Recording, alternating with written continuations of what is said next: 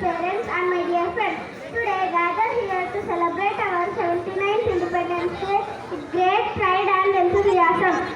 Independence Day is celebrated every year on 15th August. On this day, in the year 1947, the country gained freedom from British rule. Freedom fighters worked very hard to achieve the independence. Great leaders like Mahatma Gandhi, Nehru, Sardar Vallabhbhai Patel, Subhash Chandra Bose, and many others lead our nation towards freedom. Our Indian flag makes a proud symbol of country's freedom, unity. It has three colors.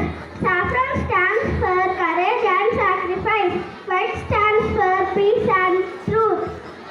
Green represents the growth and prosperity. In the center is Ashoka Chakra, a blue wheel with 24 spokes, symbolizes justice and progress. So let us honor their efforts by being responsible, honest for our nation. I am very thankful to my social sir M. Kirtikumar sir for giving this wonderful opportunity. Thank you